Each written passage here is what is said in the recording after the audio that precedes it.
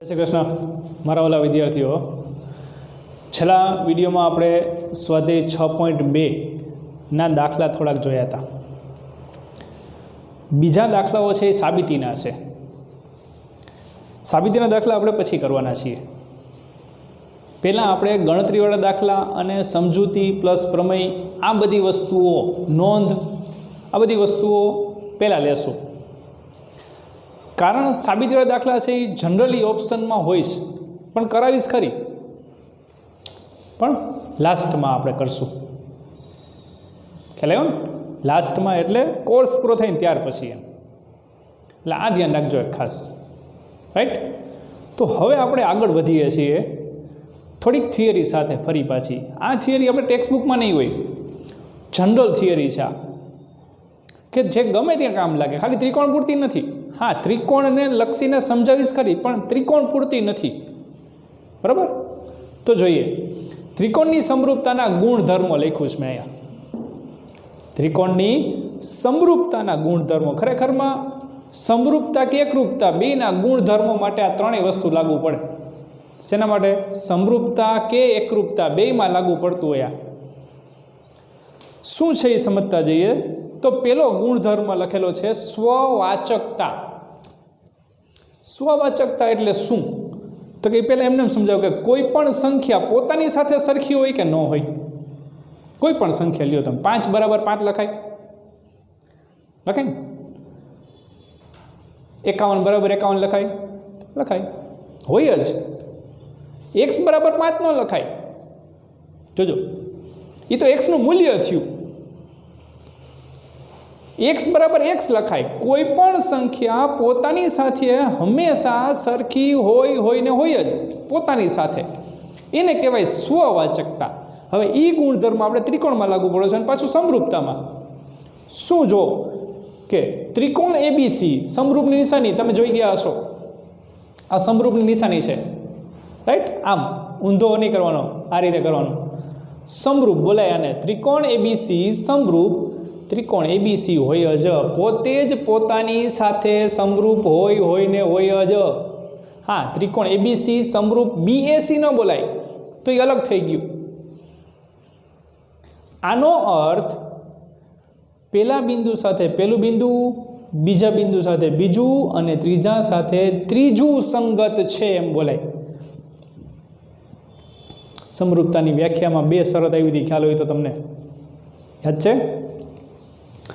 પેલી શરત, અનુરૂપ ખૂણાઓ એકરૂપ. અનુરૂપનો અર્થ શું? તો કે પેલા સાથે પેલો ખૂણો, બીજા સાથે બીજો ખૂણો, ત્રીજા સાથે ત્રીજો ખૂણો, એને અનુરૂપ ખૂણા કહેવાય.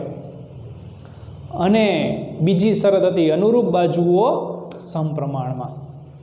તો અનુરૂપ બાજુ એટલે એબીના છેદમાં એબી, બીસી છેદમાં બીસી અને એસી છેદમાં એસી. આ સમપ્રમાણમાં હોય, એને અનુરૂપ કહેવાય. એ ખાસ ધ્યાન રાખવાનું, 2 શરતનું પાલન થતું હોવું જોઈએ મિત્રો.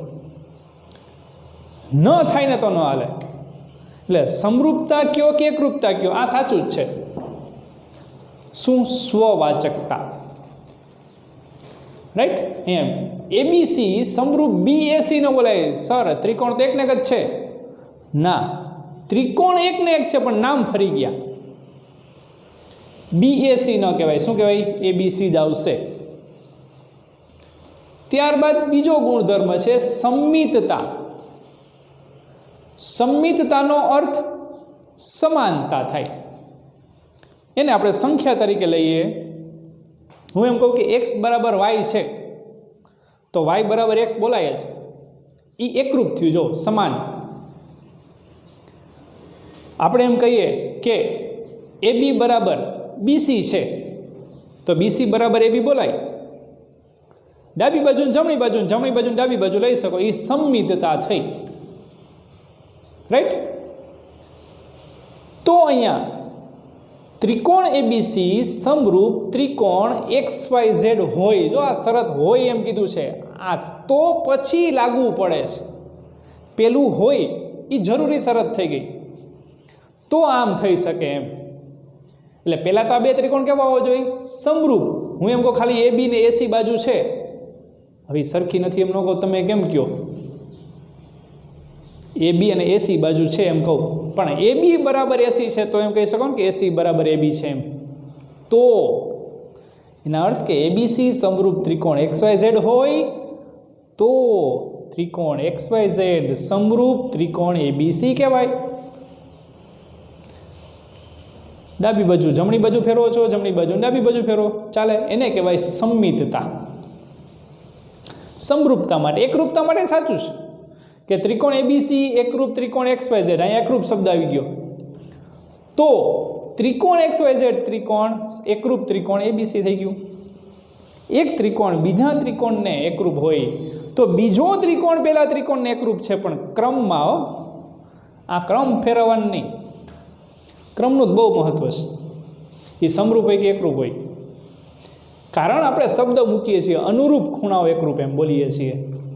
એટલે જો આ શરતનું પાલન થતું હોય તો આ છે એમ, એને કહેવાય સમમિતતા. હવે પરંપરિતતા ત્રીજો ગુણધર્મ છે. પરંપરા જેને કહેવાય. પરંપરા ક્યારે લાગુ પડે? હાયલું આવતું હોય તો ને, પહેલેથી ચાલ્યું આવતું હોય એને પરંપરા કહેવાય. એવું જ કાંઈક સિમિલર છે. જોજો શું કે ત્રિકોણ એબીસી સમરૂપ ત્રિકોણ XYZ આપેલું, તથા શબ્દ છે. XYZ સમરૂપ ત્રિકોણ PQR. એને આપણે થોડુંક અલગ રીતે સમજીએ કે x બરાબર y લ્યો અને x બરાબર z લ્યો, તો આના પરથી x બેયમાં સરખું છે તો y અને z સમાન થાય કે ન થાય? તો કે હા. પણ ક્યારે? જ્યારે આ બે સમાન હોય તો ને. હવે એમ આમે કહી શકો કે x બરાબર y અને y બરાબર z, તો શું થાય? તો કે x છે y ને સમાન છે અને y છે z ને સમાન છે, તો શું કહી શકાય? x બરાબર z હોય જ. આ સંખ્યામાં થયું આપણા માટે. સંખ્યામાં કેવી રીતના? આમે થઈ શકે કે x નું મૂલ્ય હું તમને એવું કહું કે 12 છે અને y નું મૂલ્ય પણ 12 છે, તો એમ કહી શકાય કે x બરાબર y છે. સાચું છે. કયા ગુણધર્મ મુજબ? પરંપરિતતા. આ વ્યાપક ગુણધર્મ છે, ખાલી ત્રિકોણને સંગત નથી. આ ગુણધર્મ વ્યાપક, કોઈ પણ જગ્યાએ લાગુ પડે છે. તો એ જ વસ્તુ અહીંયા થઈ. જો કે એક ત્રિકોણ બીજા ત્રિકોણને સમરૂપ છે, બીજો ત્રિકોણ ત્રીજા ત્રિકોણને સમરૂપ છે, તો પેલો ત્રિકોણ અને ત્રીજો ત્રિકોણ સમરૂપ જ હોય. રાઈટ? આ પરંપરિતતા છે. પરંપરા ચાલી આવે કે ભાઈ દાદાએ આમ કર્યું છે તો એનો દીકરો આમ કરે, પપ્પા આમ કર્યું છે તો એનો દીકરો પણ આ રીતના કરે. એ પરંપરા થઈ. એ પરંપરિતતા છે કે ત્રિકોણ એબીસી સમરૂપ ત્રિકોણ XYZ, XYZ સમરૂપ ત્રિકોણ PQR. તો એટલે કે આ બેનું પાલન થતું હોય ને તો આ છે એમ. તો શું? તો કે પહેલો અને ત્રીજો ત્રિકોણ સમરૂપ હોય. ત્રિકોણ એબીસી સમરૂપ ત્રિકોણ PQR, તો સાચું છે, બાકી નથી. ખ્યાલ આવી ગયો? તો આ ત્રણ ગુણધર્મ ત્રિકોણની સમરૂપતાના છે. આ તમારી સમજણ માટે જો મિત્રો, ક્યાંય પૂછવાનું નથી. અને પૂછે જાય તો આપણા એમ કે જેકપોટ લાગી ગયો કહેવાય. આ ઘણાને ખબર ન હોય આવી વસ્તુઓ. તો એની સાથે આપણે એક વધારાનો પોઈન્ટ નોંધ તરીકે લેશું. બે સમરૂપ ત્રિકોણની પરિમિતિનો ગુણોત્તર. તો પહેલાથી બે સમરૂપ ત્રિકોણ કહી દીધા છો. બે સમરૂપ ત્રિકોણની પરિમિતિનો ગુણોત્તર કેવો હોય? તો કે તેની અનુરૂપ બાજુઓના ગુણોત્તરના સમપ્રમાણમાં હોય છે એમ કીધું છે. આ ટેક્સ્ટ બુકમાં ક્યાંય નથી. આના પરના દાખલા આવી શકે. શું કહેવા માંગે છે જોજો, અહીંયા લખી દઉં છું તમને કે ત્રિકોણ એબીસી સમરૂપ ત્રિકોણ XYZ છે, તો શું થાય? તો કે ત્રિકોણ એબીસી ની પરિમિતિ છેદમાં ત્રિકોણ XYZ ની પરિમિતિ. તો આ પરિમિતિનો ગુણોત્તર થઈ ગયો કોને સમપ્રમાણમાં? તો કે અનુરૂપ બાજુ. અને અનુરૂપ બાજુ એટલે શું? તો કે AB ના છેદમાં XY બરાબર BC છેદમાં YZ અને બરાબર શું આવે? તો કે AC છેદમાં XZ. કોઈ પણ સાચું છે, આમાંથી કોઈ પણ સાચું છે એમ કહી શકાય. એને સમજીએ પહેલાં આપણે. અહીંયા દાખલા તરીકે એક ત્રિકોણ લઈએ અને આ બીજો ત્રિકોણ છે. આ બંને ત્રિકોણ સમરૂપ કહું છું. આ ABC ત્રિકોણ છે અને આને આપણે કહીએ XYZ બરાબર. આની બાજુઓના માપ લઉં છું. અહીંયા ધારો કે 6 છે, આ 8 લઉં છું ને અહીંયા 12 લઈએ.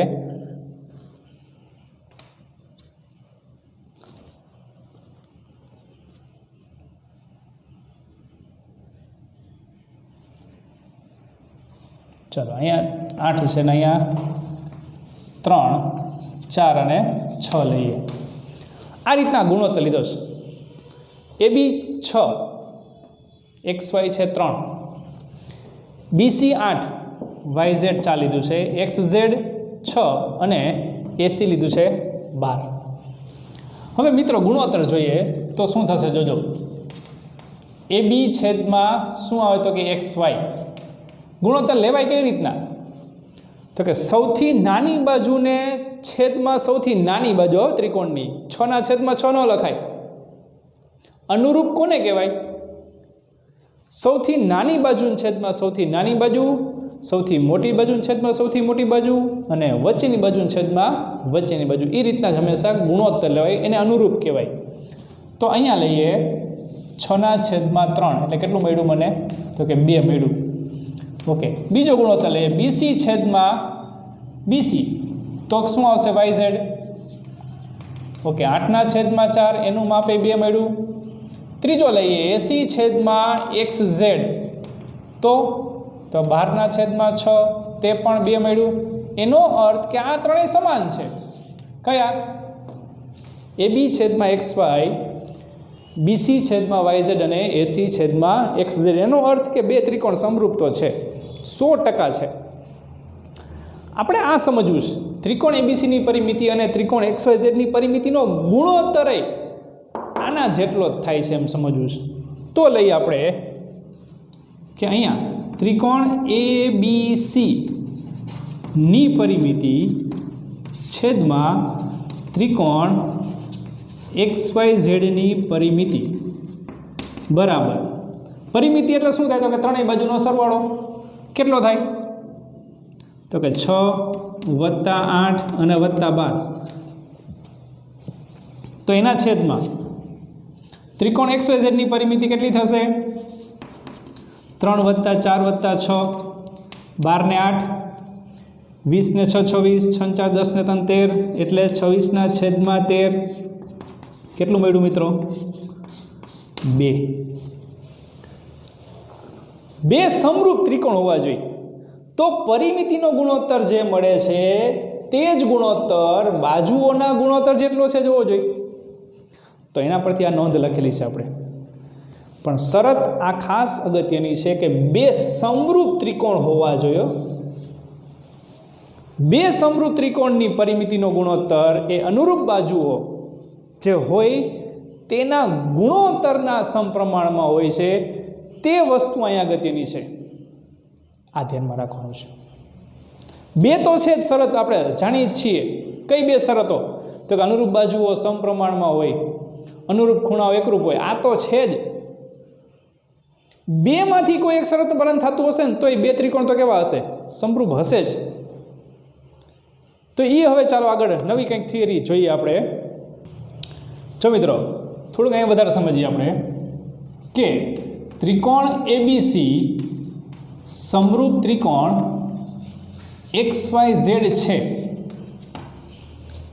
તો આને આમ લખાય કે ન લખાય કે ABC સમરૂપ ત્રિકોણ YXZ, ત્રિકોણ ABC સમરૂપ ત્રિકોણ ZXY, ત્રિકોણ BAC સમરૂપ ત્રિકોણ YXZ, ત્રિકોણ CBA સમરૂપ ત્રિકોણ ઝેડ વાય એક્સ, આમાંથી શું લખી શકાય ને શું ન લખી શકાય ને એ આપણે જાણવું છે મિત્રો. શું લખી શકાય ને શું ન લખી શકાય આ આપેલું છે.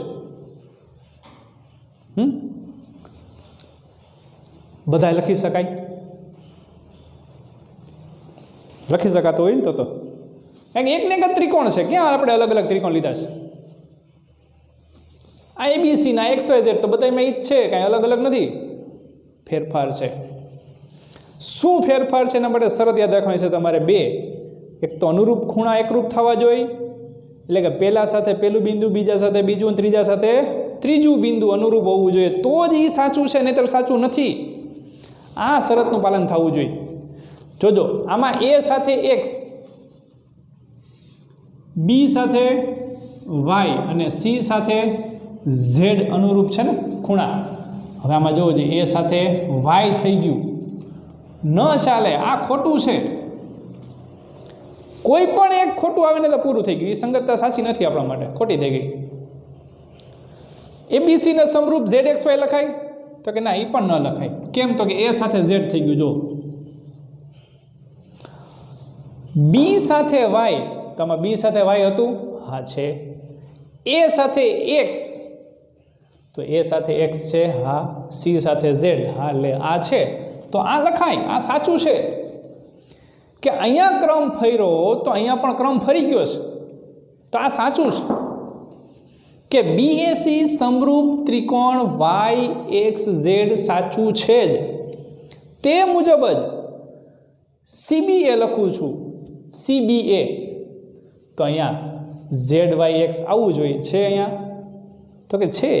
સી સાથે ઝેડ, બી સાથે વાય, એ સાથે એક્સ છે, તો આ પણ કેવું છે આપણા માટે? સાચું છે. તો આ મિત્રો ધ્યાનમાં રાખવાનું છે કે પોઈન્ટ નાનકડો કેવો છે પણ સમજવાનો છે. એટલે ત્રિકોણ એબીસી સમરૂપ ત્રિકોણ એક્સ વાય ઝેડ હોય અને કોઈ પણ ત્રિકોણના સ્થાનની અદલાબદલી કરો છો તો સામે બીજા ત્રિકોણના સ્થાનની પણ અદલાબદલી જ થાય. એ ધ્યાનમાં રાખવાનું છે અહીંયા. રાઈટ? ચાલો નવું શીખીએ આપણે હવે આગળ. ચાલો હવે આગળ લઈએ. પ્રમેય 6.3 છે. આ પ્રમેયની સાબિતી નહીં આવે મિત્રો, પણ સમજૂતી આપણે લેશું એની. શું કહેવા માગે છે એ ખાસ. પ્રમેય 6.3, 1 અને 2 આવી ગયા. 6.1 એટલે સમપ્રમાણતાનો મૂળભૂત પ્રમેય, અને 6.2 એટલે સમપ્રમાણતાના મૂળભૂત પ્રમેયનો પ્રતિપ્રમેય. 6.3 છે હવે, જેનું વિધાન છે કે જો બે ત્રિકોણોમાં અનુરૂપ ખૂણાઓ સમાન હોય. આ આપેલું છે મિત્રો. બે ત્રિકોણોમાં અનુરૂપ ખૂણા સમાન હોય, એટલે કે એક ત્રિકોણના 3 ખૂણા અને બીજા ત્રિકોણના 3 ખૂણા કેવા હોવા જોઈએ? સરખા. એમ નથી કહેતો કે 60-60-60 ને બીજામાં 60-60-60, ના, એમ નથી અહીંયા. તો અનુરૂપ ખૂણાનો અર્થ કે કોઈ એક ખૂણો નાનો હોય તો બીજા ત્રિકોણમાં એ જ ખૂણો નાનો થવો જોઈએ, જેટલા માપનો એટલા માપનો. 40 હોય તો બીજા ત્રિકોણમાં પણ 40 થવો જોઈએ. 80 હોય તો બીજા ત્રિકોણમાં પણ 80 હોવો જોઈએ. 60 હોય તો બીજા ત્રિકોણમાં પણ 60 અંશનો ખૂણો હોવો જોઈએ. એને અનુરૂપ ખૂણા કહેવાય. જો બે ત્રિકોણોમાં અનુરૂપ ખૂણાઓ સમાન હોય તો તેમની અનુરૂપ બાજુઓ સમપ્રમાણમાં હોય છે. આનો અર્થ કે સમરૂપતાની જે વ્યાખ્યા હતી કે અનુરૂપ ખૂણાઓ એકરૂપ અને અનુરૂપ બાજુઓ સમપ્રમાણમાં, આનો અર્થ હવે એવો થયો કે બેને અલગ અલગ કરી નાખ્યા. કે ખાલી અનુરૂપ બાજુઓ તમે સમપ્રમાણમાં લઈ શકો છો ક્યારે? જ્યારે અનુરૂપ ખૂણાઓ એકરૂપ હોય તો. એટલે કે બે શરતનું પાલન થવું જરૂરી નથી. બેમાંથી કોઈ એક શરતનું પાલન થતું હશે તો પણ તે બે ત્રિકોણો કેવા થશે? સમરૂપ થશે. જો બહુકોણમાં આગળ આવ્યું હતું, બે શરતનું પાલન થવું જોઈએ બહુકોણમાં, પણ આ ત્રિકોણ સમજીએ છીએ, ત્રિકોણમાં કોઈ એક શરતનું પાલન થાય છે તો પણ ચાલે છે. એનું આ પ્રમેય છે કે જો આ શરતનું પાલન થતું હોય, અનુરૂપ ખૂણાઓ એકરૂપ, તો અનુરૂપ બાજુઓ સમપ્રમાણમાં હોય છે. તેથી તે ત્રિકોણ પણ સમરૂપ હોય છે. આનું એક ખાસ નામ છે કે ત્રિકોણોની સમરૂપતાની, એને કહેશું આપણે ખુ શરત. એનો અર્થ કે આ પ્રમેય જે આપેલો છે તેને તમે ખુ પ્રમેય તરીકે પણ ઓળખી શકો છો, અથવા તો ખુ શરત તરીકે પણ ઓળખી શકાય છે. એમાં આગળ લખવું હોય તમારે તો આ પોઈન્ટ કરીને લખી શકાય કે ત્રિકોણ એબીસી અને ત્રિકોણ XYZ માં એબીસી ને ત્રિકોણ XYZ માં જો ખૂણો A એકરૂપ ખૂણો X, ખૂણો B એકરૂપ ખૂણો Y, ખૂણો C એકરૂપ ખૂણો Z હોય તો અનુરૂપ બાજુઓ સમપ્રમાણ એટલે કે AB છેદમાં XY, BC છેદમાં YZ, AC છેદમાં XZ હોય, આમ કહી શકાય. તથા આ બંને ત્રિકોણોને આપણે કેવા કહી શકાય છે તો કે સમરૂપ. ABC સમરૂપ ત્રિકોણ XYZ થાય, આમ કહી શકાય. પણ ક્યારે આ શરતનું પાલન થયું ને તો કે અનુરૂપ ખૂણા કેવા કીધા છે આપણને એકરૂપ. અનુરૂપ ખૂણા એકરૂપ છે તો તેમની અનુરૂપ બાજુઓ સમપ્રમાણમાં થઈ જવો અને તો તે બે ત્રિકોણ કેવા થઈ ગયા સમરૂપ. રાઈટ, જો આ રીતના કહી શકાય. આકૃતિ દોર્યું ને તો આ એક ત્રિકોણની અંદર એક આ બીજો ત્રિકોણ દોરું ને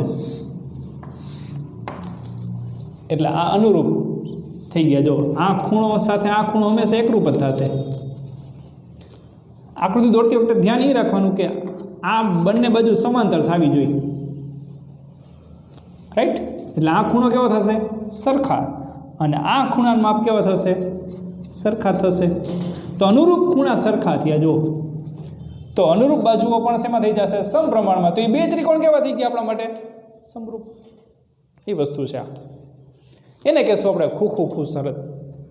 હવે મિત્રો એક વસ્તુ તમને કહું સમજવા જેવી છે અહીંયા કે માની લો કે આ એક ત્રિકોણ મેં દોર્યો, આ બીજો ત્રિકોણ દોરું છું આ રીતે. આ A, આ B અને આ C કહું. અહીંયા X, Y અને Z લઈએ. હું આ ખૂણાનું માપ તમને એમ કહું કે 80 છે. આનું માપ માની લો કે 60 છે. અહીંયા પણ બે ખૂણાનું માપ આપું છું 80 અને અહીંયા પણ એક ખૂણાનું માપ આપું છું 60. હવે આ બે ત્રિકોણ સમરૂપ થશે કે નહીં? મેં 3 ખૂણા ન આપ્યા, કેટલા આપ્યા? માત્ર 2 જ આપ્યા. 3 ખૂણા ન દેતા કેટલા આપ્યા? 2 આપ્યા. તો આ બે ત્રિકોણ સમરૂપ થશે? આ 80, આ 80, 60, 60. ત્રીજો નથી આપ્યો, થશે. કેમ? તો કે પેલા ત્રિકોણનો તમે ત્રીજો ખૂણો શોધશો તો 60 અને 80 કેટલા થાય? તો કે 140. 140 ને 80 માંથી બાદ કરો એટલે કેટલા? 180 માંથી બાદ કરો કેટલા મળે? 40. રાઈટ, આ ખૂણો 40 નો મળ્યો તો અહીંયા પણ એ જ વસ્તુ લાગુ પડશે. તો ત્રીજો ખૂણો એની મેળે કેવો થઈ ગયો? સરખો, એકરૂપ થઈ ગયો. તો એનો અર્થ એમ કહેવા માગું છું કે ત્રણેય ખૂણાઓને એકરૂપ કહેવા જરૂરી નથી.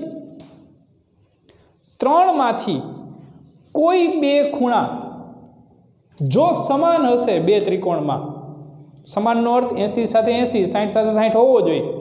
પછી 80 સાથે તમે અહીંયા ક્યાંક 80 હોય તો ચાલે, જરૂરી નથી કે 80 ઉપર જ હોવો જોઈએ. 80 અંશનો એક ખૂણો હોવો જોઈએ એ જરૂરી છે. તો બે ખૂણા તમને અનુરૂપ એકરૂપ આપી દો, એકરૂપ આપું તો ત્રીજો ખૂણો એની મેળે એકરૂપ થઈ ગયો. તો એનો અર્થ કે ત્રણેય ખૂણા દેવાની જરૂર નથી. અહીંયા ત્રણેય ખૂણા એકરૂપ કીધા હતા. તો એનો અર્થ એવો કે હવે આપણે શીખીએ છીએ ઉપપ્રમેય. શું છે ઉપપ્રમેય? કે જો કોઈ એક ત્રિકોણના બે ખૂણાઓ જોજો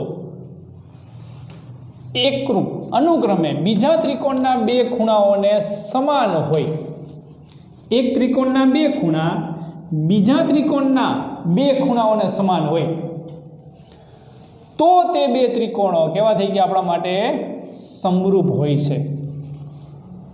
એનો અર્થ કે 3 ખૂણા એકરૂપ દેવાની જરૂર નથી. ખાલી બે ખૂણા એકરૂપ દેશો તો પણ તે બે ત્રિકોણો કેવા થાય છે? સમરૂપ થાય છે. જેને આપણે કહેશું ખૂ શરત. સમરૂપતાની બે શરત આવી, એક ખૂખું ખુ શરત અને એના ઉપરથી એનો ઉપપ્રમેય. ઉપપ્રમેય એટલે કઈ તો કે ખૂખું શરત. બે ખૂણા સરખા હોય એટલે ત્રીજો ખૂણો એની મેળે સરખો હોય. જો આ રહ્યો, બે ખૂણા સરખા છે, ત્રીજો ખૂણો શોધવો જ ન પડે, એટલાનો જ હોય, સરખો જ હોય. માની લો કે અહીંયા તમને હું એમ કહું કે 100 છે અને અહીંયા 100 ન આપું ને અહીંયા 100 આપું તો ચાલે ને? અહીંયા ધારો કે 30 આપું છું અને અહીંયા 30 આપું તો ચાલે? આ બે ખૂણા આપ્યા તો ત્રીજો ખૂણો જે મળશે એ મને કેટલાનો મળશે? 50. અહીંયા પણ 50નો જ મળશે. એટલે એની મેળે કેવો થઈ ગયો આ ખૂણો? સરખો. તો બે ત્રિકોણ કેવા થયા? સમરૂપ. પણ સંગતતા ફરી ગઈ.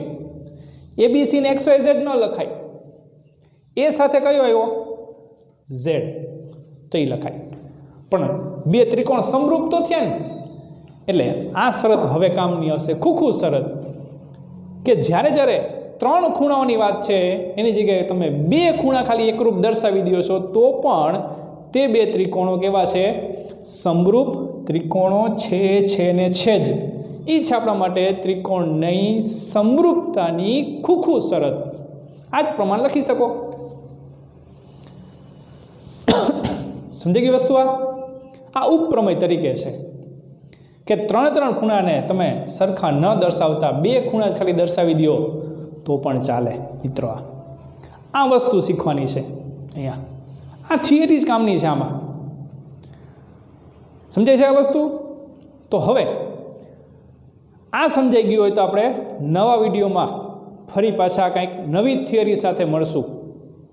પણ આ થિયરી તમારા નોટબુકમાં સરસ અક્ષરોમાં ખાલી લખવાની નથી, પાકી પણ કરવાની છે, સમજવાની પણ છે.